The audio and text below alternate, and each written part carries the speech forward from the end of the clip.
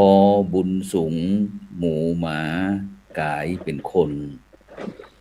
เพราะอับจนคนเป็นหมาหน้าอัศจรรย์ขอกล่าวเขาว่าธรรมะสวัสดีกับบรรดาท่านผู้ฟังแล้วก็ท่านผู้ชมทุกท่านที่กำลังติดตามรายการพระพุทธศาสนาสี่แผ่นดินตั้งจ่องธรรมะเป็นทีมทีวีออนไลน์ตั้งเฟซบุ๊กทาง YouTube แล้วก็สถานีวิทยุพระพุทธศาสนา FM 104.50 เมกะเฮิรตซ์วัดไผ่หินจังหวัดเชียงใหม่พร้อมถึงเครือข่ายขึ้นสีขาวชาวประชา8จังหวัดภาคเหนือซึ่งในค่ำคืนวันนี้เขากับผมมัตตมะภาคประตูโสพลปริยัติก็ได้รับนำรายการพระพุทธศาสนาสี่แผ่นดินมาพบกับบรรดาท่านผู้ฟังท่านผู้ชมซึ่งในวันนี้ก็ออกอากาศที่อาคารพระธรรมสิทธาจารย์อาคาร5ชั้นวัดพระสิงห์วรมหาวิหารอำเภอเมืองจังหวัดเชียงใหม่ซึ่งวันนี้ก็อากาศก็ค่อนข้างที่จะเย็นสักหน่อย เพราะว่าฝนตกบรรดาท่านผู้ฟังทั้งหลายในเมืองเชียงใหม่เขาเนี่ยก็ตั้งแต่ตะว่ามาแรงมาละนะก็ตกเป็นระยะไปบ่มีปีบ่มีคุยบ่มีฟ้าห้อง อยากตกก็ตกมาเลยนะฉะนั้นก็พี่น้องบรรดาท่านผู้ฟัง FC ทั้งหลายนะที่ติดตามทั้งทุกช่องทางนั้นก็เป็นจะได้พ้องนะฝนตกพ้องก็ แต่จะได้ก็ตามบรรดาท่านผู้ฟังทั้งหลายถึงหลายท่านหลายคนก็บอกว่าอาจจะเป็นช่วงปลายฝนนะต้นหนาวนะฉะนั้นวันนี้เราก็แน่นอนละหลังจากที่เราได้ออกพรรษามานะตั้งแต่วันที่7ตุลาคมเนี่ยนี่ก็1พฤศจิกายนนะเป็นจะได้พ้องก็ไปพบกับผู้ร่วมรายการเราไปที่พบกับท่านอาจารย์พระมหาวรเชษฐ์มหาวิทยาลัยจากวัดเจ็ดลินเมืองเชียงใหม่นมัสการครับอาจารย์มหาวรเชษฐ์ครับผมนมัสการครับผมนมัสการจากพระโฆษกพลแล้วก็พระเถรานุเถระเจ้าประสังฆาธิการจุดโตนจงองค์แล้วก็ขอเจริญพรดร.ดิเลกแล้วก็ญาติโยมทุกท่านทุกคนที่ติดตามในการพุทธศาสนาสี่แผ่นดินในเสาร์วันที่1วันนี้วันจกใหญ่จกหลวงนะหมดจกกันได้บ่ขอเจริญพรกันก่อนครับไปพบที่ท่านที่2ไปที่ท่านอาจารย์ดร.ดิเลกอินจันทร์จากมหาวิทยาลัยราชภัฏเชียงใหม่เจริญพรอาจารย์ดิเลกนมัสการท่านพระอาจารย์และทั้ง2รูปนะครับแล้วก็ครูบาอาจารย์ทุกเจ้าสังฆะที่ฟังแล้วก็สวัสดีท่านผู้ฟังเจ้าบ้านทุกคนนะครับสาธุวันนี้ออกอากาศทางใดท่านอาจารย์มหาวรเชษฐ์อยู่ทางใดนี่วันนี้รู้สึกว่า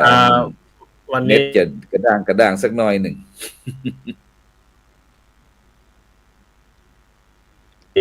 พอตักแล้วก็เงียบหายนะอาจารย์นั่นอาจารย์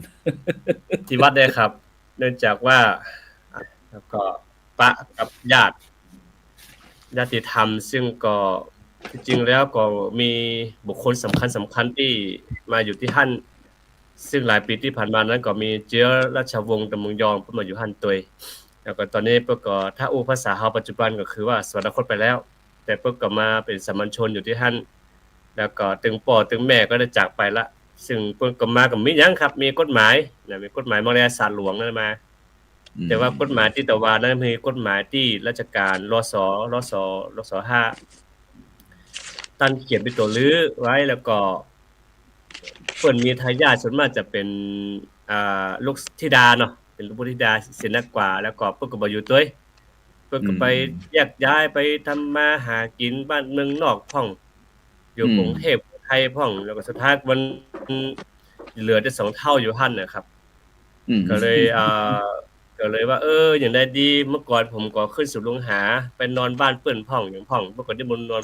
ไปนอนบ้านแล้วก็พอ 2-3 ปีผ่านไปก็บ่ได้ไปหาเปิ้นเลยแล้วก็ทีนี้หลายปีก่อนนั้นก็อาจารย์ดิเลกก็มีส่วนร่วมในการเปิ้นต้านมหาจารย์ฮือแปลทำมันทาตุราชแล้วก็เข้าเล่มไปตัวยเอาไปต้านให้เปิ้นน่ะ อันนี้ก็คือเปิ้นห่มกินห่มตาลตกมานับก็อิติปิโส108สวากขาโต108สุปฏิปันโน108นั่น ครับ คือส่วนมากจะยึดพระพุทธพระธรรมพระสงฆ์เป็นที่ตั้งที่เปิ่งครับพระครูครับ ครับฉะนั้นก็หมายความว่าอยู่ที่เมืองเชียงใหม่นี่อยู่เนาะหรือว่าไปที่แม่สาย ตอนนี้ก็ครับ ตอนนี้ผมอยู่เชียงใหม่หมายถึงว่าคนเฒ่าก็ครับ อ๋อครับผม คนเฒ่าอยู่ไม่สวยครับไม่สวย อ๋ออำเภอแม่สวยจังหวัดเชียง ครับไม่ รา สวย ย ครับ อ๋อ ถ้าอยากรับประทานอาหาร เออ อร่อยล้ำๆแบบไตลื้อไตยองก็บอกได้ครับสั่งออเดอร์ได้เลย ครับผมครับไปที่ท่านอาจารย์ดรดิเรกอินจันทร์พ่องวันนี้ยิ้มอยู่ในวันนี้ออกอากาศ ครับ ที่ไหนนี่วันนี้ วันนี้ผมอยู่เชียงใหม่นะครับ แต่ว่าตั้งแต่วันอังคาร อังคารที่ผ่านมาเนี่ย ผมไปเชียงหุ่ง12 ปานามาครับอาจารย์ อ๋อก ำลังกลับมาถึง เป็นจะ มา ได้ แรงเนี่ย ไปเยอะอย่าง12 ปันนา พอดีพอดีผมทำงานอยู่ราชภัฏเชียงใหม่กับมี MOU หรือว่าทำงานรวมกับหอสมุดแห่งชาติ12 ปันนาหอสมุดแห่งชาติ12 ปันนาเนี่ยเป็นหอสมุดไปคล้ายๆหอสมุดประชาชนราชมังคลาภิเษกหอสมุดแห่งชาติราชมังคลาภิเษกเชียงใหม่เนี่ยครับนอกจากเพิ่นมีหนังสือแล้วเนี่ยเพิ่นยังเก็บใบลานและปรับษาครับแล้วมีการอนุรักษ์มีการปริวัติการแปลเอกสารโบราณ เขาก็เชิญผมเข้าไปเยี่ยมไปแอลแล้วก็มีโอกาสได้ไปบรรยายเรื่องของการการจัดการเอกสารโบราณในบ้านเฮาว่าเมืองไทยเนี่ยเฮาศึกษาเอกสารโบราณอนุรักษ์แปลเผยแพร่อันยังกันอย่างใดก็ไปเล่าคือคนไทยลือที่12 ปันนาที่เปิ้นทำงานนี่อยู่เล่าแลกเปลี่ยนประสบการณ์กันว่าที่เมืองไทยเนี่ยเกี่ยวกับเอกสารโบราณใบลานปรับษาเนี่ยเขาศึกษาอย่างได้พ่อง ก็แผมก็คือไปเล่าว่าความ12 ปันนาเป็นไตลื้อเนี่ย ผมก็เป็นของเขาผมก็ตั้งหัวข้อไว้ว่า ผมจะอยากบรรยายเรื่องไปอู้เรื่อง การศึกษาไทยลื้อในประเทศไทยเกี่ยวกับไทยลื้อนักวิชาการชาวไทยหรือเฮาคนไทยเนี่ย สนใจเรื่องเกี่ยวกับไทยลื้ออย่างใดพ่องเนี่ยครับเพราะฉะนั้นก็หมายความว่าตะกี้วันนี้เขาได้ยินเสียงกันปรับษาถึง2 ตีว่าที่ท่านอาจารย์มหาวรเชษฐ์มหาวิโยที่บอกว่าไปแอวหาอันเจ้านายทางเมืองยองเพิ่นก็มอบมือปรับษากันพระอาจารย์ดรดิเรกอินจันทร์ก็ไปเชื่อมสัมพันธ์กับ12 ปันนาที่พี่น้องไตลื้อเกียงหุ่งเกียงหุ่งซึ่งก็ถ้าอู้ถึงเรื่องปรับษาถ้าประเทศไทยเฮาสถานการณ์ท่านอาจารย์ดรดิเรกอันได้มองหันเพราะว่าปรับษาเนี่ยอันหลายท่านหลายคนนี่อันอาจจะบ่ใครฮู้จักละถ้าอู้ถึงเรื่องปรับษานะถ้านอกจากถ้าจะเป็นตุลุงตุอาวแล้วน่ะแม้แต่พันเนนเห็นน้อยปัจจุบันนี้บ่ฮู้จะเอาฮ้องปรับษาก่ออาจารย์ดรดิเรกบ่ฮู้ว่าอันในมุมมองที่ผู้ที่คำวอดเกี่ยวกับปรับษาได้ช่วยอธิบายสักหน่อยหนึ่งอันมันอาจจะได้รู้ผมว่าปรับษามันคืออันยังเนาะครับมันถ้าอู้เรื่องเอกสารโบราณเนี่ยเขาก็จะอู้ตึงวันเนี่ยมันก็จะมีอยู่2อย่างบ้านเฮานะครับที่มีนักๆก็คือใบลานกับปรับษาปกติแล้วใบลานเนี่ยเปิดจะเอาไว้เขียนทำติตุเจ้าเทศนาต่างๆเนี่ยเป็นเรื่องคัมภีร์องค์เรื่องพระไตรปิฎกเรื่องพระธรรมชาดกติตุเจ้าเอามาเทศเข้าพรรษาออกพรรษากลางพรรษาเป็นชาดกที่ทำข่าวติตุเจ้าในอดีตเนี่ยเปิ้นจะใจใบลานจานเป็นตัวเมืองใส่ใบลานแล้วก็ตุเจ้าอ่านใบลานเพราะฉะนั้นตุเจ้าสมัยโบราณสมัยก่อน 2,500 หรือ 2,500 ต้นๆเนี่ยจะต้องอ่านตัวเมืองได้เพราะว่าทำตีจะเอามาเทศเอามาอ่านน่ะจะเป็นตัวเมืองเป็นตัวเมืองแต่ครับแต่มาเดียวเนี่ยด้วยความที่คนที่อ่านตัวเมืองได้ก็มีน้อยลงนะครับแล้วก็มันเขาก็ใช้ภาษาไทยสมัยใหม่เปิ้นก็เลยเอาทำที่เคยเป็นตัวเมืองนั่นน่ะเอามาแปลเป็นตัวไทยแล้วเอามาพิมพ์ใส่กระดาษเป็นห้องทำกระดาษตึงวันนะครับแต่เมื่อก่อนอย่าเป็นทำใบลานเดียวอย่าเป็นทำกระดาษตีตุเจ้าเอากลับมาเทศกลางภาษาชาดกเรื่องหินบอกไข่หินอย่างเงี้ยครับบ่าวน้อยกินกวานตื่นตามภาษานี่ก็จะเทศเขียนเมื่อก่อนเขียนใส่ใบลานมารู้เนี่ยเป็นพิมพ์นะครับแต่ใบลานเนี่ยหลายวัดยังมีเก็บรักษาใบลานอยู่นะครับแต่ว่ามันก็ขาดการจัดการเพราะว่านึงเก็บไว้เก็บไว้เฉยๆแต่ก็บ่ได้ครับได้ดูแลรักษาพื้นเนาะครับ ก็เข้าใจนะครับว่าทุกเจ้าเนี่ยบางทีสมัยใหม่ภารกิจทุกเจ้าก็มีหลายด้านหลายอย่าง แล้วทำกระดาษมันก็มีนักหาง่ายทำใบลานเนี่ยมันเก่ามันสำคัญแต่ว่ามันเป็นตัวเมืองคนอ่านคนใจมันกับบ่ใครมีการเก็บบางทีเป็นของบ่ได้ใจนะครับ มันก็เก็บไว้ฮะนะบางพ่องก็หลอดอยู่หลอดปลอดภัย แต่บางพ่องก็หมดปวก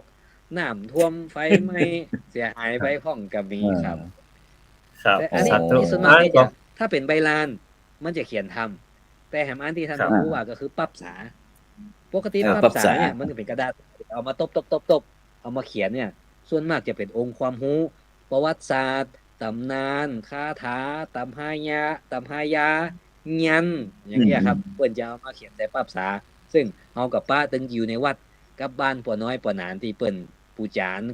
กำเวนตานกำห้องขวาเนี่ย ส่วนมากเปิ้นจะเขียนใส่ปรับษาก็เก็บไว้ตามบ้านตามวัดสภาพก็เหมือนกันครับอันนี้ปัญหาสมัยใหม่ก็กำหนังสือละ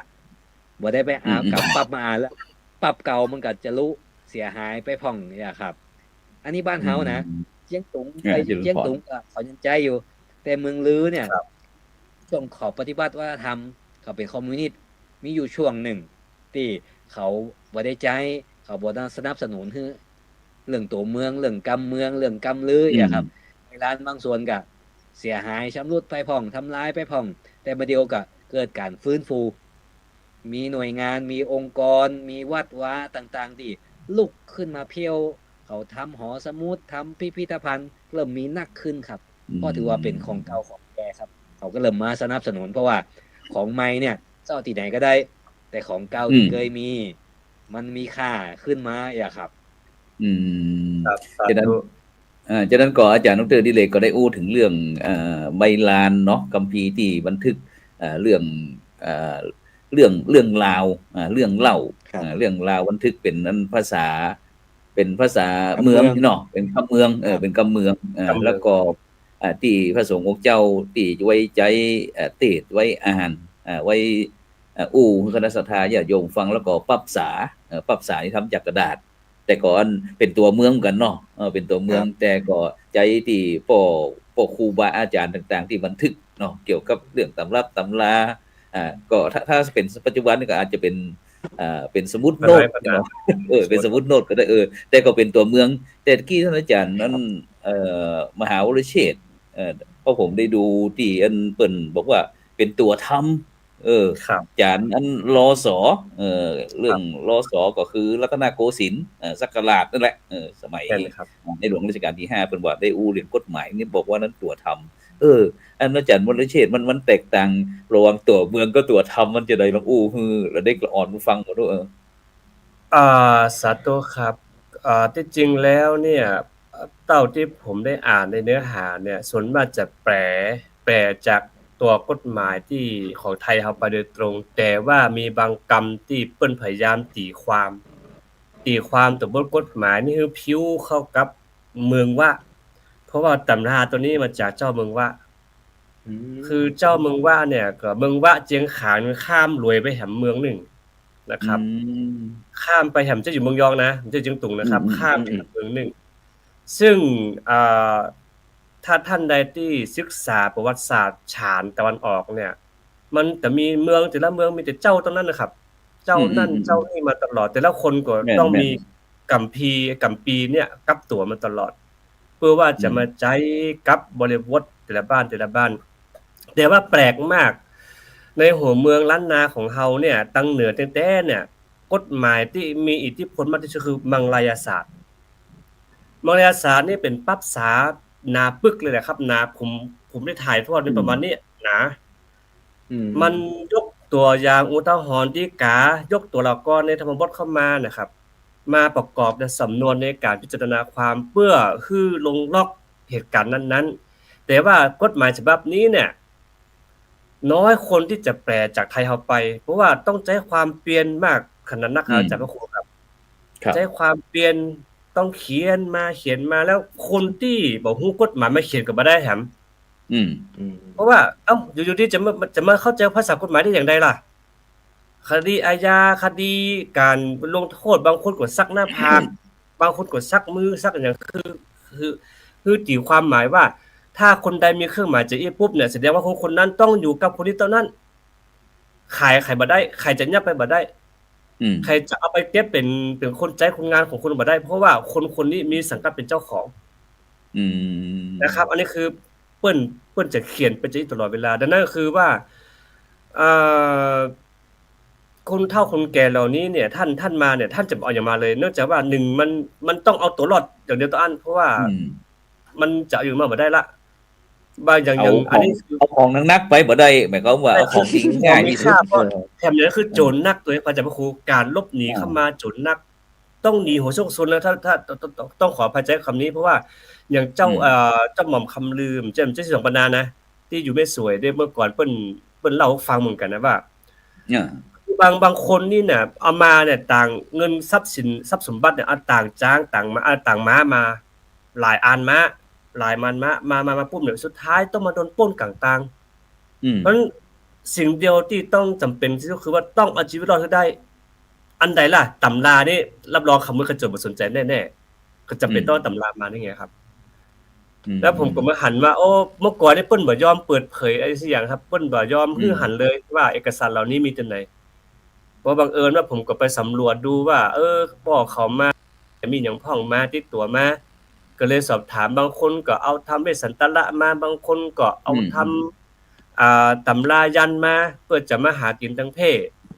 หูลายใจตาพ่องดูเมื่อดูหมอพ่องเอามากับตัวแล้วสุดท้ายเพิ่นก็ได้กินแต่ได้ใจแต่อย่างพวกนั้นก่อนปัจจุบันนี้ก็ยังตามเตียนให้คนอื่นอยู่นะคือเอาใจตำราเหล่านี้มีประโยชน์ต่อนี่เพราะฉะนั้นคนเฒ่าเมื่อก่อนนี่เพิ่นก็อันใดที่เป็นประโยชน์มากที่สุดแล้วก็ปลอดภัยที่สุดในระหว่างเดินทางนะครับดังนั้นก็คืออันนี้คืออย่างอยากขอเสริมนิดนึงว่าอย่างปั๊บสาเนี่ยอย่างใบลานเนี่ยคือมันเขียนยากมันจะปากกามาเขียนอย่างปัจจุบันนี้เอาเลยเขียนปากกาเขียนอย่างพอมีพร้อมตัวแล้วก็มี AI เข้าแถมนะปัจจุบันนี้ยุคไปง่ายไปใหญ่แต่ว่าตัวเมืองนี่ AI บ่ฮู้จักแน่ๆนะครับตัวเมืองนี่บ่ฮู้จักแน่ๆเพราะว่าบ่ใช่ภาษาสากลดังนั้นก็คือเวลาจัดแต้มใบลานแต่ละครั้งมีขั้นตอนเนาะอาจารย์ดิเรกเนาะมีขั้นตอนว่าต้องฟันลานอายุเท่าใดแล้วต้องตากต้องต้มแล้วเข้ากับแถมกว่าจะมาแทบใหม่แทบใหม่คือการตีบรรทัดเนี่ยตีบรรทัดเวลาแถมมันยากขั้นตอนมันยากแล้วคนปัจจุบันนี่คือใช้คอมแป๊บๆๆแต่ว่าความง่ายเหล่านี้มันทำให้อายุการใช้งานทำก็น้อยลงแล้วก็ยิ่งไปหันสภาพที่เมืองยองเนี่ยโอ้ยอาจารย์ครับพระครูครับอาจารย์ดิเรกแล้วก็ท่านผู้ฟังเอ็นดูครับอย่างเวลาที่งอไปงอมาบ่เก็บบ่เฟียดอ่ะเสียดายครับผมก็ฮู้ว่าจะได้ต่อได้แต่เอ็นดูแต่ว่าเฮาก็บ่มีกำลังในการที่จะเข้าไปจัดการตรงนี้อย่างบ้านเฮายังได้นักวิชาการต่างๆนานาองค์ความรู้เหล่านี้ช่วยกันเช็ดช่วยกันถูช่วยกันทำความสะอาดแล้วก็เงียบอันใดที่มันขาดไปเฮาก็เย็บไปเข้าที่เก่าแต่ว่าที่หั่นมันมีองค์ความรู้เลยตัวนี้ก็น่าห่วงมากๆเพราะว่าแต่ว่าตำราที่ท่านมันแยกชัดเจนว่าใบลานเนี่ยจะเขียนทำพระเจ้าตะอันจะบ่เขียนทำอย่างอื่นกฎหมายก็บ่เขียนแต่บ้านเฮายังมีลานก้อมเนาะจัดดิเรกเนาะลานก้อมนี่ยังเขียนตำราลานก้อมเนี่ยเป็นตำราเพื่อพกพาได้ง่ายเอาไปรักษาคนนะถ้าไปลานยาปุ๊บนี่เขียนทำพระเจ้าตะอันล่ะอย่างอื่นจะบ่เขียนแล้วกฎหมายนะครับแล้วปรับษานี่สำหรับปิ้นน้อยปิ้นหนานอภิกบ้านถ้าไผเป็นตุเกิน3ภาษาเยอะภาษาแล้วซึกออกไปมีปรับษาปิกบ้านนี่แสดงว่าบ่ใจทุกเจ้าอ่ะบ่ผ่ากันทุกเจ้ามาเพราะฉะนั้นระหว่างเป็นทุกเจ้าต้องศึกษาตำ5ยาตำ5อย่างที่จะออกไปเพื่อพร้อมเรื่องการสงเคราะห์จุนหน้าจุนหลังนะครับแปลงสะตวงกะอันเนี้ยมันต้องพร้อมทุกอย่างที่จะออกไปเพราะฉะนั้นก็คือระหว่างเป็นทุกเจ้าคือต้องเรียนรู้เรื่องการประกอบสมาอาชีพไปในตัวครับครับฉะนั้นก็หมายความว่าอันตรงกันก็คือเรื่องใบลานไว้เขียนที่คำสั่งสอนขององค์พระสัมมาสัมพุทธเจ้าหลักธรรมคำสอนทางพุทธศาสนาเนาะส่วนปรับษานั่นก็จะเป็นบันทึกตำรับตำราทั่วๆไปอาจจะใจถ้าเปรียบเหมือนสมัยนี้ก็อาจจะเป็นสมุดโน้ตสมุดอย่างต่างๆที่อันนี้เข้ามานะฉะนั้นก็บรรดาท่านผู้ฟังท่านผู้ชมทั้งหลายนี่เฮาก็พยายามที่จะอู้ให้เฮาท่านทั้งหลายได้ฟังโดยเฉพาะอันพี่น้องพุทธศาสนา4แผ่นดินตั้งแต่เวียงเชียงฮงประเทศจีนตั้งฉานตั้งเจียงตุงเจียเมืองยองต่างๆนี่ฉานตะวันออกนี่นะแล้วก็มาตั้ง เมืองเชียงใหม่ภาคเหนือของเฮานะแล้วก็ไปที่ประเทศลาวประเทศลาวตอนบนก็คืออันพวกเนี้ยไอ้หลวงเขาบางอย่างต่างๆนี่ล่องลงไปนี่แหละซึ่งก็ถือว่าเฮาไปอู้กันนี้บ่ต้องใจลามใจอย่างแปรอย่างที่ปัจจุบันเนี่ยอย่างเฮาอู้อย่างแบบเนี้ยซึ่งก็สามารถที่จะสื่อเป็นภาษาเข้าใจซึ่งกันและกันฉะนั้นอันอย่างเหมือนกับคนถ้าอู้ถึงเรื่องใบลานว่าอาจารย์ดรเหล็กเนาะอันคนไทยเฮาในปัจจุบันเนี่ยชอบสร้างพระพุทธรูปวัดถวายไว้พุทธศาสนาแต่ถ้าเป็นป้อน้อยป้อหนาสมัยก่อนนี่จะต้องจานทำหนึ่งผูกหนึ่งกับกันแล้วก็แล้วแต่เพิ่นก็ถือว่าสืบต่ออยู่พุทธศาสนาเช่นเดียวกันฉะนั้นบอกว่าอันไอ้ความเชื่อตรงนี้ตั้งพี่น้องไตลื้อที่เวียงเชียงหุ่ง12 ปันนาบอกว่าเป็นภาษาเพิ่นยังมีความคิดหรือว่าความเชื่อจะได้บอกว่าอาจารย์ดรเหล็กที่ไปมาล่าสุดเนี่ยเต้าที่สัมผัสแล้วก็ไปปะข้อมูลนี่นะครับอู้ซื่อๆบ้านเฮาเนี่ยนะครับว่าทำการจานใบลานเนี่ยมันหายไปเริ่มจางมาตั้งแต่ 2,400 ปลายๆจนถึง 2,500 เนี่ยคัมภีร์ใบลานจางไม่มีน้อยครับแต่มันก็ยังมีอยู่นะครับอย่างพอผมเจออย่างสุดกับสพส2520ก็ยังมีการตานทำเป็นยังมีตานทำอยู่ไปปะตามวัดต่างๆอย่างล่าสุดผมไปกับวัดหัวควงก็มี2518เปิ้นก็ยังมีตานทำใบลานอยู่นะครับแต่ว่าเดียวถามว่ามีคนจานร้านก็มีแต่เขาก็ตานตามความสามารถตามความสนใจคนที่เฮียนจานใบลานได้ไข่ตานก็มีแต่ที่ผมไปหัน12 ปันนาเขาก็ยังมีความตานเพราะในเขายังใจตัวทำลือเขาอะครับยังใจดีอยู่ปอน้อยปอหนานก็เขียนชื่อศรัทธาก็อย่างก็เปิ้นก็ยังใจตัวทำอยู่แต่บ้านเฮานี่ใจตัวไทยไปละแม่นยังปานนั้นแม่นกระทั่งตามกวยสลากในอาจารย์ดรที่เหล็กปัจจุบันตัวเมืองเขาบ่มีด้วยนะก็มีครับแต่ว่าจังว่าน่ะคือมันก็มีเฮาเขียนเอาตามฮีตมาได้นะมีน้อยจะต้องเขียนตัวไทยด้วยตอนที่ตุลุงที่เป็นเจ้าวาดจะเอาว่าอะไรก็จะมีครับก็คือมันก็มีนะครับอาจารย์แต่ว่าบางทีมันก็ต้องเขียนกู้2อันน่ะผมเพื่อนหลายคนหรือแม้กระทั่งผมเราจะพาไปตาเนี่ยเอาก็เขียนตัวเมืองไปด้วยนะแต่เอาไปตาเขียนกับตัวเมืองอย่างเดียวก็บ่ได้นะถ้าทุกเจ้าเพิ่นอ่านบ่ได้ก็เป็นใจ2ภาษาต้องใจ2ภาษาเอาพยายามรักษาบ่ได้เพราะว่ามันหายไปจากชีวิตป้อจานที่เว้นตาทุกวันเนี่ยส่วนมากก็เขียนตัวไทยแล้วครับแม่นๆแล้วก็ปัญหาต่อมาเนี่ยคือ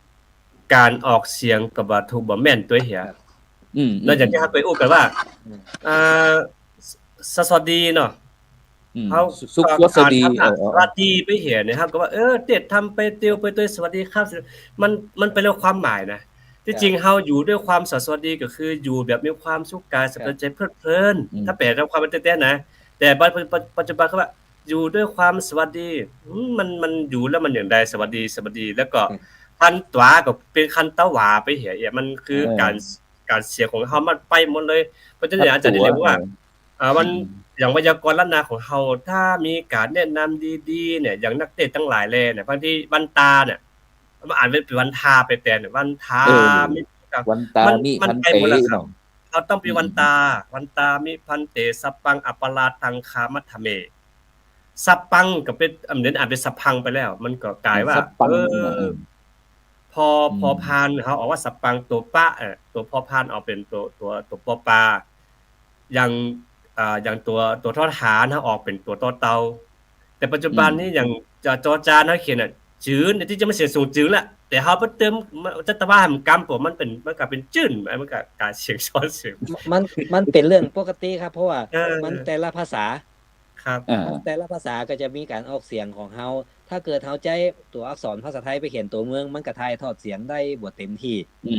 กับเฮาเขียนเอาภาษาฝรั่งเอาตัวไทยไปเขียนเนี่ยถ้าคนบ่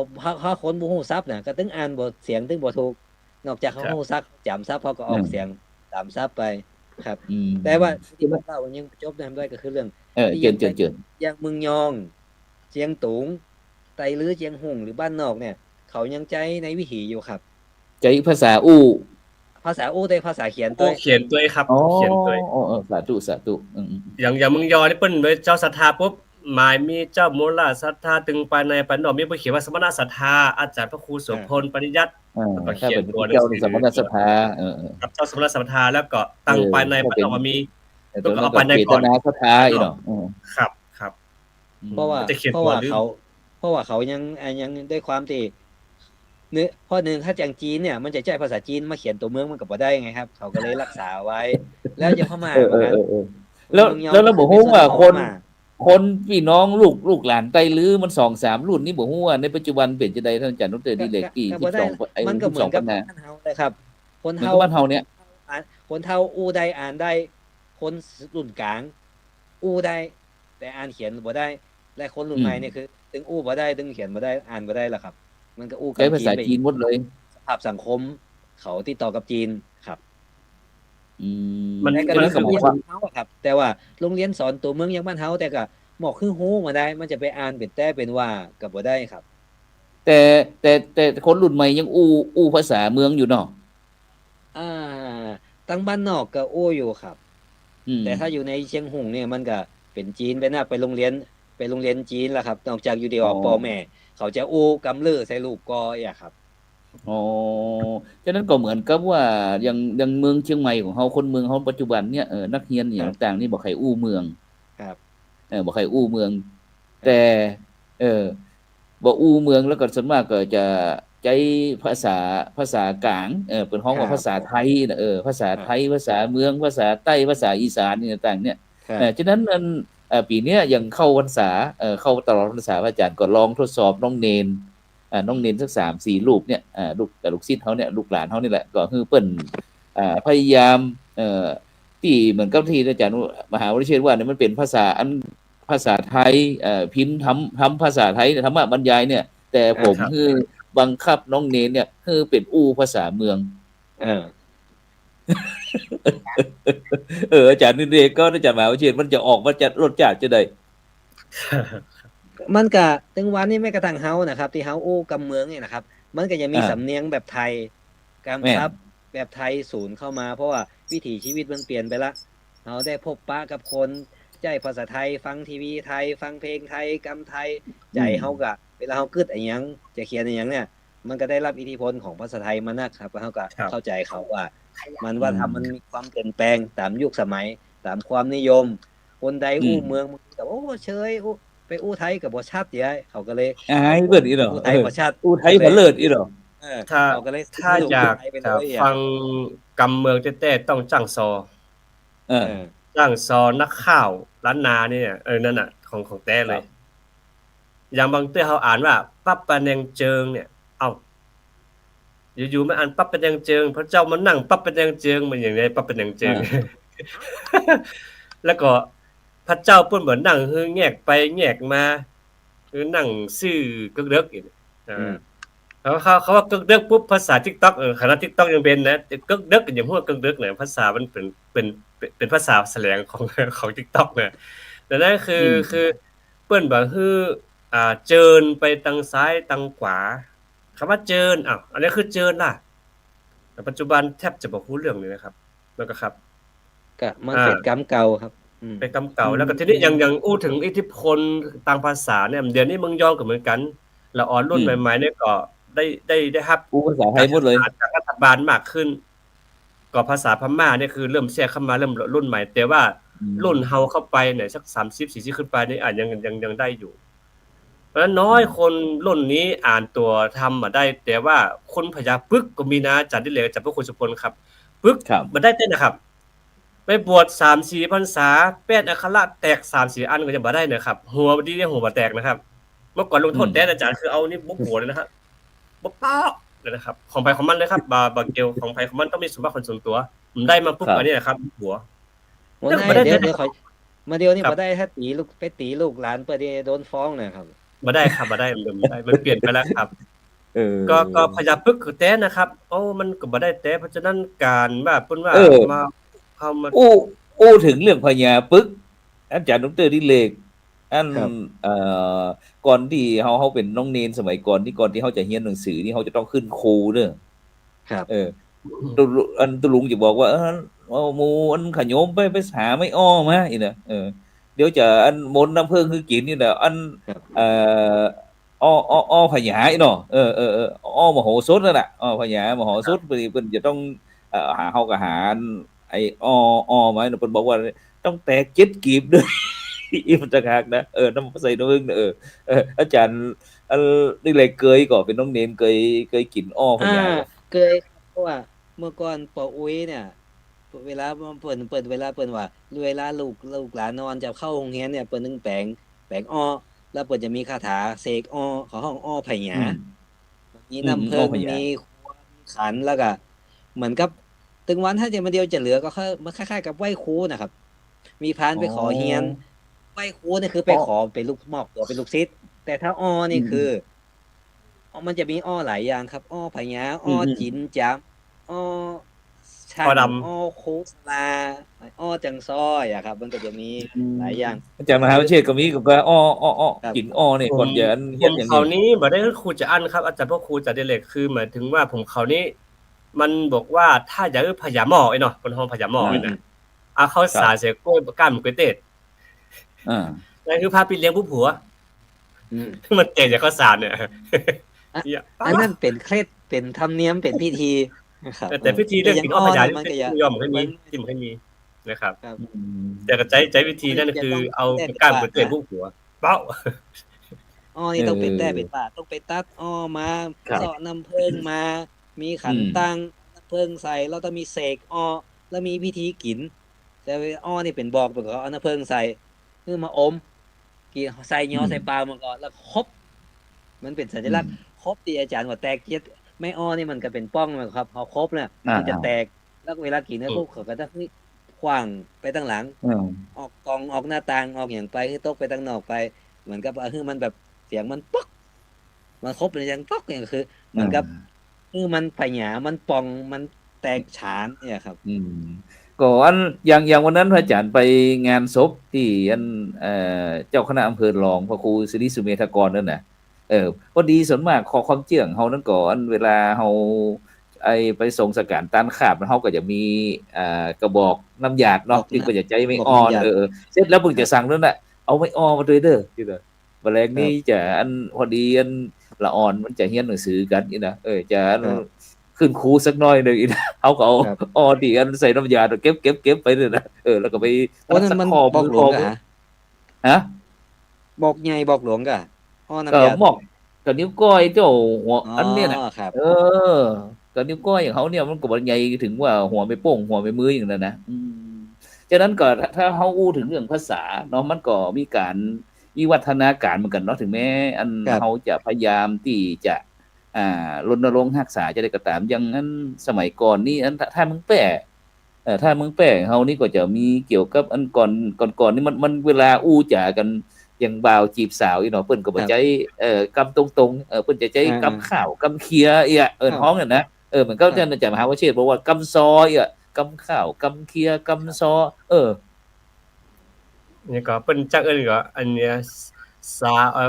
บ่าวรับเนี่ยสาวรับดึกกินเนี่ยกินขี้ติดตองอีกอ่ะบ่าวเตียวรองกองคิดเป็นอย่างสักอย่างนี่แหละก็เป็นคำแสลงนะเปิ้นก็แปลว่าเป็นคำม่วนๆเปิ้นจะใส่ทำนองเนาะอย่างเปิ้นอย่างพี่นำอย่างก็นั่งเต้อบ่ดีนั่งตัดตรงนี่อ่ะครับมันก็เป็นธรรมเนียมเมื่อก่อนเนี่ยถ้าคนในอู้ผหยาได้อู้กำกำข้าวกำเขือได้เนี่ยมันก็ถือว่าเป็นคนเก่งเนาะได้เป็นอย่างมันเป็นโวหารพัฒนาโวหารหรือว่ามันเป็นถือว่าเป็นผู้ที่มีการศึกษาอาจารย์ต้องเดินเรียกเนาะหมู่นี้เนาะครับมันก็ต้องมีการท่องจำมีฮู้จารีตเมื่อก่อนเขาก็ฟังอาศัยว่าไอ้นี่มันอู้ดีอู้เก่งอู้จำเนี่ยมันแสดงว่าคนของคนผ่านการบวชมาก่อนเนาะผ่านแต่มาเดียวถ้าจีบสาวก็ต้องร้องเพลงใส่แรปใส่ครับมาเดียวแรปโยกใส่ตามสไตล์ครับอาจารย์ถ้าความนึกถึงตอนเป็นหลอนน้อยนะครับเวลาบ่าวสาวไปหาผักกูดไปขุดหอยไปเนี่ยเอาพุ่นใจเคียวเนาะใจเคียวเนี่ยดังเก็บข้าวเพิ่นจะไปซ้อหาหอยมากินแล้วไปสาวหาหลัวไม่ยิงเพิ่นจะครับเนาะไป มันจะขับไปก็เหมือนซอบ้านเฮาแหละพอเสียงขับออกที่ไหนปุ๊บบ่าวก็ต้องไปตัวยหา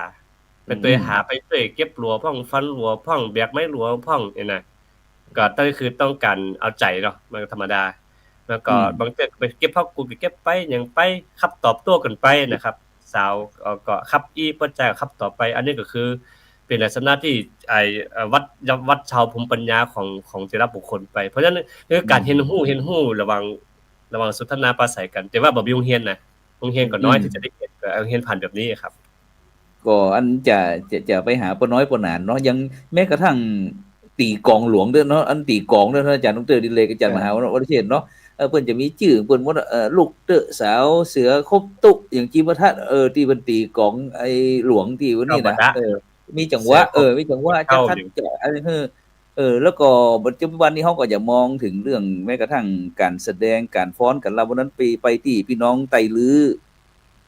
แต่ส่วนมากต้มอภามนี่จะเป็นพี่น้องขมุเนาะแม่นก็อาจารย์ดร.ดิเลกฟ้อนกับมันก็มีหมดครับฟ้อนเจิงเนี่ยมีหมดเลยล่ะมีหมดทุกชาติพันธุ์ครับฟ้อนเจิงนี้เปิ้นจะเริ่มเรียนตอนที่ปลูกให้สานาเรียบร้อยเปิ้นจะเข้าไปหาเก้าซางพ่องหยังพ่องแล้วก็ไปขุดหลุมแม่อันนี้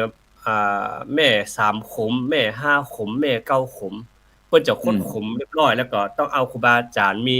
ขึ้นขันก็จะมีไก่เล่าไหไก่กู้ก็แล้วแต่ครูบาอาจารย์นั้นจะมีใครมีหยังไปก็ต้องไปฟ้อนในป่าในดอยเนื่องจากว่า1เป็นการที่ว่าบ่ฮื้อใครรบกวนด้วยแล้วก็ทำอย่างนึงคือการฟ้อนเจิงฟ้อนลายแต่ละเจิงแต่ละลายมันแต่ละครูก็เหมือนกันมันก็จำเป็นต้องไปเรียนรู้แบบในป่าในเขาออกมาแล้วก็คือเหมือนปรมาจารย์ตักหม้อค่าสำเร็จหลายมาถึงเวลาตานทำหลวงมาถึงเวลาประลองเจิงอ่ะครับประลองเจิงเจิงใครดีมันประลองเจิงกันแต่เปิ้นบ่ได้ใจเรื่องอาวุธเปิ้นใจเจิงลายเจิงแล้วเสียกันดาบเดิมเปิ้นมาเอาเข้าไปนะครับเวลาฟ้อนเจิงฟ้อนเนี่ยเปิ้นมีแต่ว่าใจเจิงว่าเจิงได้อ่อนช้อยแล้วก็ลบเลียงได้ไวนะครับใจทักษะความสามารถความพลิ้วอีเนาะประมาณนั้นแล้วก็ถ้าแม่นยิงก็เรียนจังครับนะมึงยองนะเปิ้นจังครับเมื่อก่อนเปิ้นจะมีครูอยู่ครูนึงก็เปิ้นก็บ่ได้สอนว่าล่าอ่านตัวกะกี้นะครับเปิ้นก็ฟังเตาะเมโตเมยโมขุมกลางนาเมื่อเดือนสีไม่ยิงว่าตามฟังเตาะเมโตเมยโมขุมกลางนาก็ว่าตามจนท่องจำอ่ะครับได้บทเดียวก็เหมือนเฮาเปิ้นป้อนเอวังโหตุสัมปติสามีดีอาจารย์วันนี้ก็หาเป็นวันนี้ก็ว่าไปตามนั้นก็เหมือนคาบเป็นเครือไปก็มันสมองก็ไหลออกมาแล้วมั้งครับเปิ้นห้องเกาะเปิ้นก็คำคิดกรรมมันก็เหมือนจ้างซอแหละครับจะว่าอำยังวันนี้อาจารย์พระครูโสพลอาจารย์นี่เล็กได้ออกรายการก็ว่าไปมันก็เป็นกรรมที่ออกมาจากคือว่าด้นสดออกมาตรงนั้นนะครับครับเพิ่นฮ้องว่าพันลนาโวหารครับพันลนาโวหารฉะนั้นก็บรรดาท่านผู้ฟังท่านผู้ชมเด้อช่วยกันนั่นอย่างที่เคยพบเคยเจอเพราะว่าในปัจจุบันนี้เฮาถึงบอกว่าของบ่กินฮู้จักเน่าของบ่เล่าฮู้จักลืมเพราะว่าถ้าเฮาบ่มาก็บ่มีไผแล้วก็จะสูญหายไปกับอันกาลเวลาอย่างที่ท่านอาจารย์ดร.ดิเลกแล้วก็ท่านอาจารย์พระมหาโอรเชษฐ์ได้เนี่ยเดินทางไปถึง12ปันนาเวียงเจียงหุ่งนะประมาณเกือบ 5-600 กิโลก็ท่านอาจารย์ดร.ดิเลกเนาะ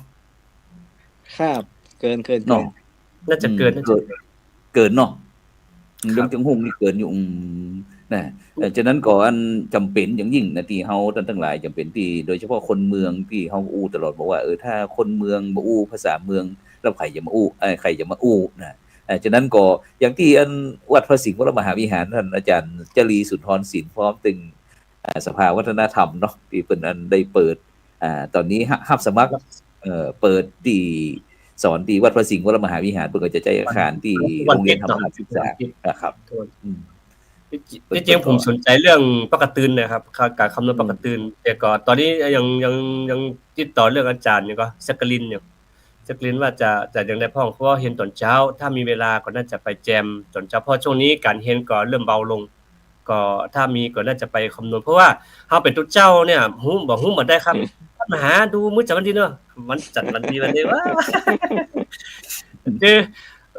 ก็มีโยมถามไปบ้านแต่ว่าเดือน3ขึ้นบ้านดีก่อนมาหา ข้าก็บ่ฮู้สักหน่อยจึงได้ดีแน่ก็จำเป็นต้องไปเรียนนะครับมันเป็นเรื่องความรู้รอบตัวของเฮาการคำนวณเวลาก็ต้องคำนวณเพราะ โห เมื่อก่อ ราน นี่ ศา เคยมี สตร์ครับ ไปขึ้นขันกับเพิ่นน่ะกอเหมือนกันนะเพิ่นก็ตามเหมือนกันนะถ้าต้องแม่ก็ต้องถ้าว่าแม่ก็ดังได้จะสอนคืนนี้น่ะเฮาก็คนเฒ่ารอเฮารู้น่ะก็ใส่กันเนาะเฮาก็ท่องไปท่องก็แต่ว่าเวลาเฮาบ่ต่อเนื่องเกิดการเรียนการสอนของเฮาก็บ่ได้ผลเท่าที่ควรครับ อืมเชิญท่านอาจารย์ดิเรกเชิญ ครับบ่มีหยังครับก็มันก็ยังผมเนี่ยผมก็เริ่มความจริงผมก็บ่ได้เรียนการคำนวณนะความจริงได้อยู่ในแวดวงของการคำนวณปฏิทินเป็นนักวิจัยร่วมเรื่องของการรวบรวมตำรา แต่ก็คืออย่างน้อยก็มีความรู้อยากคืออย่างตุเจ้าพระเนนปอยน้อยเป็นน้อยเป็นหนาเนี่ยเขาก็คาดหวังว่าจะวันดีวันเสียจังใดถ้ามีโอกาสนะครับก็อยากจะให้ไปเรียนรู้ถึงแม้ว่าเขาอาจจะคำนวณได้บ่ได้ก็แต่ว่าจะได้รู้ว่าปฏิทินวันดีวันเสียมันมีที่มาอย่างใดวันสักราชขึ้นสังขารล่องวันอย่างใดนี่เขาคำนวณอย่างใดกับปัจจุบันเนี่ยมันมีปฏิทินสำเร็จรูปที่เขาคำนวณแบบโบราณมาได้เนี่ยแต่บางคนได้ปฏิทินมากับแขวนมาได้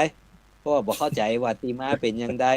เลือกวันบ่ถูกแต่ถ้าเกิดมีโอกาสได้ไป ฟ้าตีแสงนี่เนาะตีแสงเท่าใด อธิบายว่าเขาหาที่มาอย่างใดหรือจะขึ้นขึ้นใหม่เขาต้องพออันอย่างพ่องจะแต่งงานต้องพออันอย่างพ่องอาจจะคำนวณบ่ได้หมดแต่รู้วิธีคำนวณก็แปลว่าคือรู้วิธีใช้งานครับเอามาเดียวคนหลายคนเริ่มสายมูเริ่มมาคือความสัมพันธ์กับวันดีวันเสียความเป็นมงคลบ่มงคลเสียง59จะติดกับจันทร์นี่นะครับก็คือที่จริงแล้วมันมีเนาะก็คือบางทีอย่างปฏิทินนั้นนะว่าเศษ1เศษ2เศษ3ฟ้าตีแฉ่งเต้าอี้ซึ่งเฮาก็อ่านว่าฟ้าตีแฉ่งแต่ว่ามันความหมายว่าจะใดเนี่ยเฮาก็ที่จริงแล้วเป็นองค์ความรู้ที่น่าสนใจเลยเพราะว่า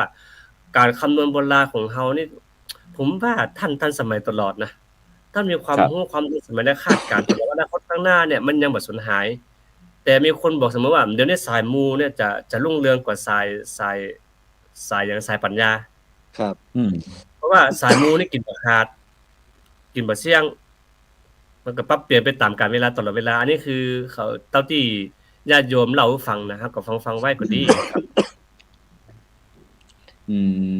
แต่ทุกเจ้าพระเนรไม่หนานี่ก็ควรจะมีความรู้ครับเพราะจะได้เป็นที่ปึ้งเพราะบางคน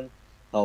บ่ฮู้เขาก็อาศัยปึ้งเฮาถ้าเฮามีความรู้ก็มันจะแนะนำหรือปฏิบัติได้ถูกต้องเพราะว่ามันก็เป็นส่วนหนึ่งที่มันรักษาจารีตประเพณีกับภูมิปัญญาที่เฮายึดถือมาเมินนะครับก็มันยังเป็นประเด็นที่ถึงวันนี้คือว่าแขวนควมกับหัวนี่ก็แล้วก็เป็นประเด็นที่ว่าทำไมล่ะเฮายังเห็นหูทั้งที่ปารานาของเขามีเลิศแต่ทำไมเฮายังยังปิ้นจะลิ้นกันอยู่ปิ้นจะลิ้นกันอยู่แล้วอยากสร้างกระแสกะเฮาก็บ่ฮู้เพิ่นเนาะคือนี่แหละคือการเห็นหูเนี่ยมันบ่ใช่ว่าเป็นเรื่องเสียหายแต่ว่าเฮาเห็นหูไปเพื่อปรับเปลี่ยนให้มันถูกต้องแล้วก็บ่จะจำเป็นกระแสวิพากษ์วิจารณ์ว่ามันคึดอีกทั้งนะเพราะฉะนั้นเฮาก็คือมันคึดครับก็คือมันดีเหียนะครับถ้าอู้ถึงเรื่องเมื่อกี้ได้ยินท่านอาจารย์เริ่มหาอันนี้ท่านอาจารย์มหาวิเชษฐ์บอกคึดก็คำว่าคึดในปัจจุบันเนี่ยแต่ก่อนนี่มันตึงบ่ได้เลยอาจารย์นั่นดร.ดิเรกแต่ก่อนนี่บ่ได้นะจะพิษผีพิษครูบาอาจารย์มันคึดจังนั้นจังนี้แต่ในปัจจุบันนี่เฮารู้สึกว่าบ่ต้องอย่างนั้นอันแค่วันดีวันเสียนี่เตอะเนาะในปัจจุบันนี้เฮาจะหันกิจการงานของเฮานี่จะเกิดขึ้นในช่วงวันหยุดราชการวันเสาร์วันอาทิตย์บ่ฮู้ว่าอันมีความคิดเห็นจะได้พ้องอาจารย์ดร.ดิเรกอาจารย์มหาวิเชษฐ์มีความคิดเห็นจะได้พ้องกับเรื่องเหล่านี้ทีนี้ขอยกตัวอย่างที่เมืองยองเนาะคือสมมาตินะครับถ้าทุกเจ้าตนใดถึงขั้นประราชิกปุ๊บเนี่ยปูจานหูเป็นเลยนะคำว่าเป็นจานเนี่ยครับ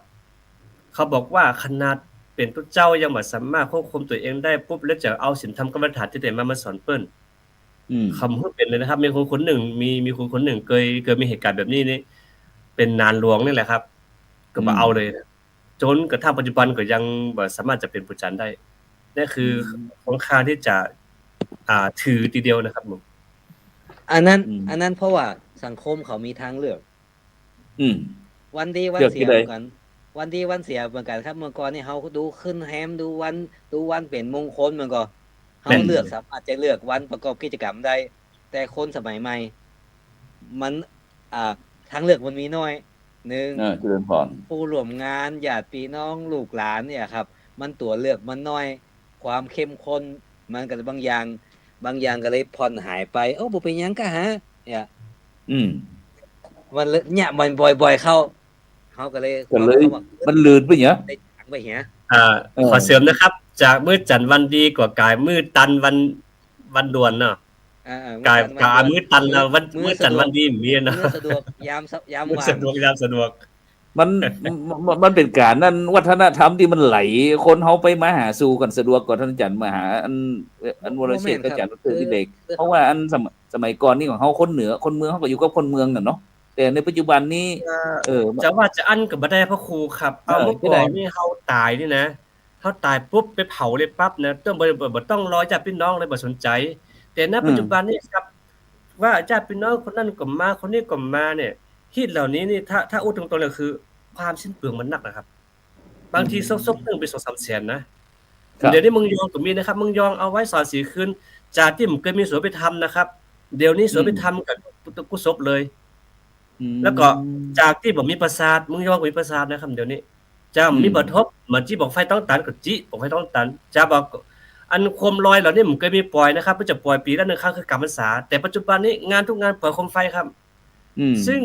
คือโดยความที่เบาหูที่มาที่ไปว่าอันใดคืออะไรลอยกระทงเมื่อก่อนบ่มีนะครับเดี๋ยวนี้มีการลอยกระทงตามแม่น้ำครับบ่มีเลยครับเมื่อก่อนแล้วถ้ายี่เปงนี่อาจารย์มหาวิเชษฐ์จะมีก่อมีครับมีแต่ว่าคือหมายถึงว่ามีการปล่อยขึ้นท่าหลวงจอมยองแต่การตั้งธรรมมีนะครับตั้งธรรมนี่ส่วนมากจะจบภายในภาคพรรษาออกพรรษาแล้วปุ๊บก็คืองานต่อมาคือเนี่ยวันพุธก็คือปล่อยประจำปีท่าหลวงจอมยองแล้วก็มีการลอยกระทงหลายๆน้ำยองเมื่อก่อนมีเลยครับน้ำยองเมื่อก่อนนี่น้ำมันเย็นครับเย็นมากๆโอ้โธ่มันไอน้ำนี่ปุ่งขึ้นโลดๆเลยครับถ้ามันดึกมันนะแต่ปัจจุบันนี่กลายว่าแบ่งอันกระทงไหลตามน้ำถ้าสมมติว่าเนาะไฟไหม้สวนไม่ให้ขึ้นมาก็ซวยเลยนะครับท่านแต่เขาบอกฮู้ว่าผลกระทบจะตามมาอย่างใดอย่างกลางอย่างปล่อยโคมไฟเนี่ยปัจจุบันเนี่ยอย่างเมื่อก่อนนี่บ้านเพิ่นมุงคาเนาะแต่พวกคุณมุงคาเพิ่นกลัวว่าไฟเหล่านี้จะตกใส่หลังคาเรือนก็ต้องปล่อยหน้าฝนต้องอันหน้าฝนคือหลังจากที่เดือน12นี่เข้ากำลังพูดเข้ากำลังมานเนี่ยต้นเข้ากำลังงามเนี่ยมันชื้นแล้วลมบ่แห้งตัวมันปล่อยขึ้นไปมันประทัดนี่เพิ่นสิว่าจะแตกลุ่มๆนี่นะครับจับพระครูเพิ่นจะใส่มือนะครับมือเนี่ยเอาที่เพิ่นพูดอย่างอาจารย์ดิเรกมือเนี่ยเพิ่นเอามือปั้นแตกแห้งๆแล้วไปเอาไปก่อปลายสายสนวนนะครับมันเป็นเส้นใยจากใยเขืองใยมะพร้าวเนี่ยนะใยนะครับมัดปลายแล้วก็ไปพดขึ้นไปเป็นพวกปั้นเม็ดถึงจะแตกครับแล้วก็เพิ่นจะใส่หมากดาวคือเอามาดเอาขิวมาโอแล้วก็ผสมจนไฟมาปั้นเข้าเป็นก้อนๆนะครับเวลามันไหม้มาปุ๊บมันดอกใสมันจะย้อยไหลลงมาเป็นห้องหมากดาวนะครับผมก็มองว่านึงเราต้องยอมรับว่าประเพณีมีการเปลี่ยนแปลงมันจะเปลี่ยนแปลงโดยเชิงสร้างสรรค์ก็เปลี่ยนแปลงโดยเพื่อการท่องเที่ยวก็เปลี่ยนแปลงตามการหันซื้อการไปหันไปอื่นหันเขาเนี่ยดูม่วนเอามาใส่เฮาบ่ได้เป็นเรื่องแปลกครับก็เป็นเรื่องปกติที่เฮาหันตามที่ต่างๆแต่อย่างน้อยมันก็น่าจะแบบมีถ้าอันใดเป็นฮีตเก่าเฮาก็รักษาฮีตที่ถูกไปเหียถ้าทำได้อันใดใหม่เฮาก็บอกว่าเป็นประเพณีใหม่นะครับบางคนก็ไปอ้างว่ามันปล่อยมาเป็นพันปีอย่างนี้ก็ความจริงมันเป็นของมาใหม่แต่เฮาก็ต้องยอมรับว่ามันอันใดคืออันใดงามเฮามักม่วนหรออันใดเนี่ยคือความม่วนมันเป็นไปง่ายนะครับผมอันใดที่มันเข้มๆนั่นนี่ไปยากนะครับมันจะคัดใจเนาะก็เหมือนที่ตะกี้ได้ฟังรายการอาจารย์สนั่นนะว่าลอยกระทงของเฮาที่จริงเมื่อก่อนมันจะมีลอยกระทงนะมันจะมีลอยขโมยบ่มีลอยขโมยแล้วก็ทีนี้มันมีการปรับเปลี่ยนอาจารย์ที่เดี๋ยวก็มันมีการปรับเปลี่ยนวัฒนธรรมที่มันรุ่งเรืองเข้ามาก็เหมือนพระนาจามาทีวีกับขุนลิลังกะเมื่อก่อนก็วัฒนธรรมกับเดิมๆนั่นแหละอยู่ตามป่าตามเขามีไม้กินไม้มีหยังกินไปแต่พอวัฒนธรรมใหม่เข้ามาปุ๊บมันทำมาค้าขายได้เฮ้ย มันสามารถไปมาหาสู่กันได้ทรัพย์สินอันใดที่มีค่าหนังเสือหนังกวางหนังฟ้าสามารถค้าขายได้ก็ต้องมีการปรับเปลี่ยนวิธีตัวนี้ไปคนวิลังกาก็จำเป็นต้องปรับเปลี่ยนนี้แต่ถ้ามันปรับเปลี่ยนปุ๊บมันก็กระด้างอยู่กดสู้กันมาได้มันก็ต้องขัดแย้งกันแต่ในวัฒนธรรมเหล่านี้คือเพื่อเบิกความขัดแย้งอันใดที่มันดีมันงามมันปออยู่ด้วยกันได้แต่บ่ทำลายวัฒนธรรมเก่าสุนๆล้อๆกันไปแล้วก็คือมันที่ก็สามารถอยู่ด้วยกันได้ครับครับแล้วก็อันนอกจากที่อันหีดหอยแบบดั้งเดิมเนาะตะกี้เขาได้อู้ถึงเรื่องเรื่องคึดวันดีวันเสียแต่ในปัจจุบันนี้คนปัจจุบันนี่เพิ่นก็จะเอาวันเสาร์วันอาทิตย์เนาะเป็นวันที่สะดวกซึ่งอาจจะหลวงพ่อครูบาอาจารย์พระสงฆ์องค์เจ้าก็ภาคอื่นเพิ่นก็จะมองว่าเนี่ยวันไหนที่มันพร้อมมีความพร้อมนั่นแหละวันดีแต่ถ้าเป็นก่อนมันเฮาก็คือจะว่าอีกน่ะเกียง5 9เสียติดกับจันทร์อย่างต่างๆก็ว่ากันไปแต่ในปัจจุบันนี้ก็คนก็เริ่มรับได้แล้วนะท่านอาจารย์ต้องเลือกตีเลขว่าเรื่องวันเสาร์วันอาทิตย์นี่นะก็บ่มีไข่คัดไข่ขึ้นแม้กระทั่งขึ้นบ้านใหม่อย่างแต่ก็ยังมีก็คือการถ้าเรื่องอู้ถึงเรื่องบ้านใหม่อย่างขึ้น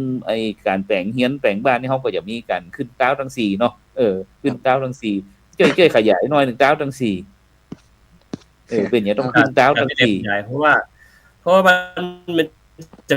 มีธงอยู่เนาะเพราะว่าตุงมีกี่สีขาวเหนือเหลืองใต้ตะวันตกตะวันออกมันคือแต่ละสีมันอาจจะบ่งบอกถึงเจ้าหน้าที่ของถูกเจ้าหน้าที่แล้วกันนะสมาร์ทนะครับบ่จะลบหลู่นะครับแต่เพื่อจะให้เข้าใจง่ายว่าแต่ละทิศนั้นก็จะมีผู้ที่ปกปักรักษาอยู่เฮาก็ต้องคือมันถ้าแต่คือธงอันนี้ก็น่าจะเป็นสัญลักษณ์เนาะสัญลักษณ์ของประจำตัวของแต่ละบุคคลเหมือนเฮาก็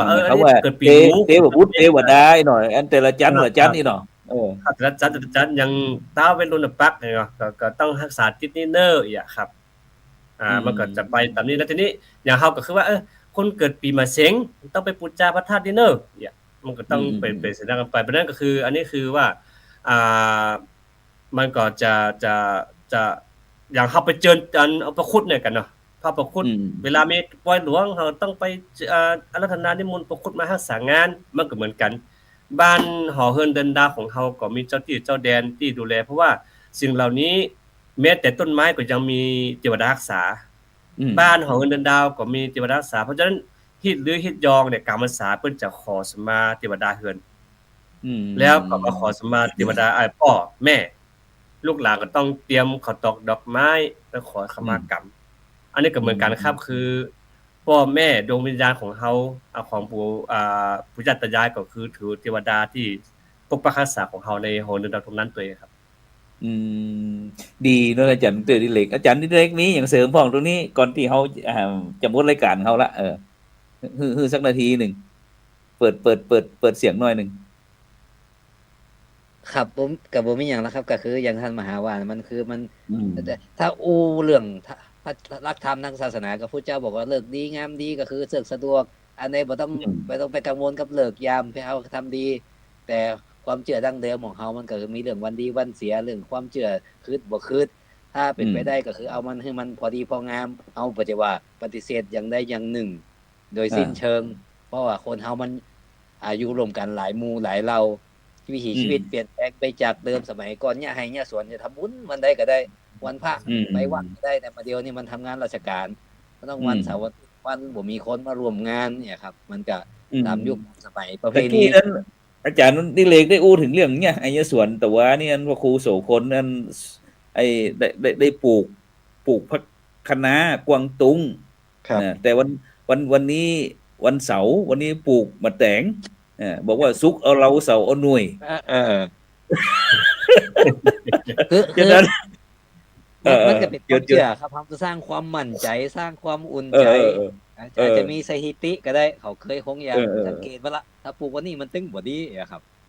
สุกเอาเราเสาเอาหน่วยวันนั้นพระอาจารย์ไปอู้อยู่เนี่ยพอดีอันพี่น้องอันขัดโยมเขาเนี่ยที่เพิ่นเป็นตั้งกะเลียงบอกว่าพี่ถ้าปลูกสุกเอาเราเสาเอาหน่วยเนี่ยปลูกบนปูนได้กินไหมฉะนั้นเดี๋ยวถ้าเอาความเชื่อโบราณมันจะนะ สร้างเฮือนปัจจุบันมันได้สร้างแล้วจัดดิเล็กเนาะฟันไม้เจินก็บ่ได้สั่นไม้ไปฟันไม้ไปดังเสียงแอดๆก็บ่ได้ฟันไม้ดังเสียงฟ้าฮ้องก็บ่ได้นะถ้าเอาความเชื่อแบบโบราณมันจะเนี่ยโอ้ตายบ้านนี่มันได้สร้าง ฉะนั้นเดี๋ยววันเสาร์หน้าเฮามาอู้ถึงเรื่องผี ก็คนดังล้านนาคนเมืองเขานี่ถือว่าผีนี่เป็นมิตรกันนะมีฮักผีนี่เป็นหน้าที่ปกป้องรักษาคุ้มครองดูแลต่างๆบ่เหมือนผีทั้งที่อื่นน่ะผีที่อื่นนี่จะต้อง หลอกต้องจักต้องทำลายต่างๆแต่ผีทั้งล้านนาเขานี่มันมีที่ฮักเป็นอย่างเขาถึงปูจาผีเนาะฉะนั้นก็บรรดาท่านผู้ฟังท่านผู้ชมก็มาใครที่มีเรื่องมีราวเฮาก็มาอู้จากันเด้อนะอันโดยเฉพาะเรื่องอูจาภาษากำเมืองเฮาเนี่ยที่เฮาท่านทั้งหลายได้ผ่านการเวลาต่างๆปะอุ้ยปะน้อยปะนานทหารเก่าต่างๆที่มีองค์ความรู้ต่างเฮาก็มาทบเพื่อที่จะได้คือกบรรดาลูกหลานคนแต่ละยุคคนละสมัยคนละเจนมาก่อนฟังแล้วเฮาก็จะได้สรุปกันแล้วก็เอาไปใช้คือมันในการดำเนินชีวิตคือมันเกิดประโยชน์นะสิ่งไหนที่ควรที่จะอนุรักษ์รักษาสิ่งไหนที่มันจะต้องทอนอะไรต่างๆนี่เป็นต้นดังนั้นก็ในค่ำคืนนี้ต้องกับขอบคุณท่านอาจารย์พระมหาวรเชษฐ์นะครับมหาวิโยนะครับจากอันวัดเจตลินแล้วก็ท่านอาจารย์ดร.ดิเรกอินจันทร์จากมหาวิทยาลัยราชภัฏเชียงใหม่เฮาที่ได้มาแลกเปลี่ยนเรียนรู้ด้วยกันจาภาษาเมืองของเฮาในค่ำคืนนี้ว่าของบ่กินฮู้จักเน่าของบ่เล่าฮู้จักลืมฉะนั้นก็ในค่ำคืนนี้ก็รายการพุทธศาสนา4แผ่นดินนะก็จำเป็นที่ต้องจากบรรดาท่านผู้ฟังไปก่อนเพราะว่าเวลาหมดเวลานะมีชั่วโมงนึงนะแล้วก็จำเป็นนะที่จะต้องจากกันนะฉะนั้นก็ในค่ำคืนนี้ก็รับฝันดีมีเงินใจเนาะไหลโลภะพยาธิบ่เจ็บบ่จนร่ำรวยทุกคนนะก็ยังวันนี้ก็คงจะร่ำรวยอยู่กันเพราะว่าวันความหวังแห่งชาติ วันที่1นะฉะนั้นก็ขอคือร่ำรวยมั่งมีสีสุขทุกคนสำหรับในค่ำคืนนี้ขอกล่าวคำว่าสาธุ